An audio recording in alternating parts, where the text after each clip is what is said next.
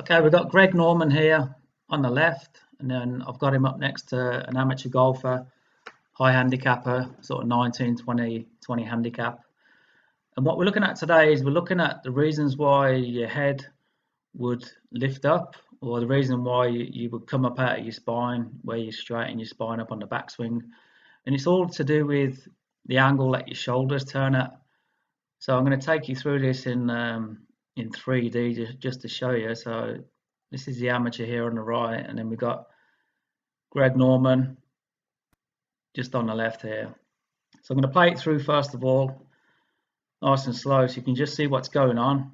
You know, look at that amateur golfer there on the right, clearly coming up out of his spine angle.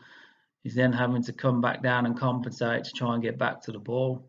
And he's done a pretty good job, to be fair, but it's going to be inconsistent. You know, you look at Norman over here, his spine angle actually moves closer to the ground when he swings back.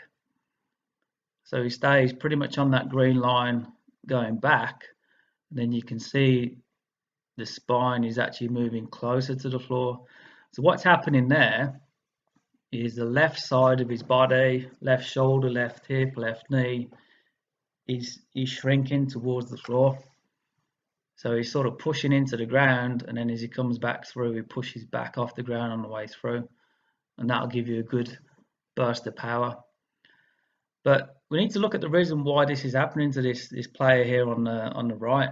You know, why is his spine coming up? Why is his head lifting? Because, you know, that's the obvious thing, and there's one single cause for those two faults, and it's to do with the shoulder turn. It's to do with the angle that the shoulders turn on the backswing. So if we get both players up to the top,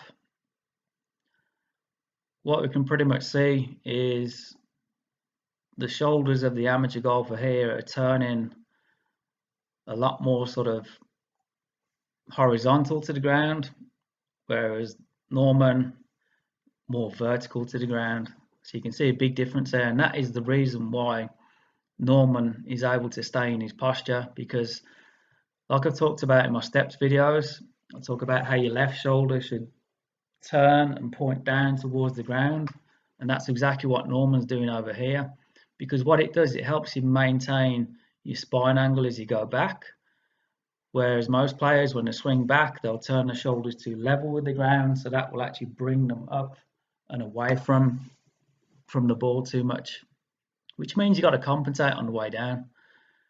So you've really got to get that left shoulder turning and pointing down towards the ground on the way back. If you look at the picture on the thumbnail on the YouTube video, you'll notice that I've put Arnold Palmer on there, and you know, he was one of the guys that did it more than anybody. You could really sort of see how steep his shoulders would turn on the way back in relation to the ground. In that picture, he's got a 3-wood in his hand. And you can really see how that left shoulder is pointing right down to the floor, and it really is his shoulders that sort of dictate what your spine's going to do. You know, if your shoulders are turning level, your spine's going to come up. If you can get the shoulders turning down, your spine's going to stay in place.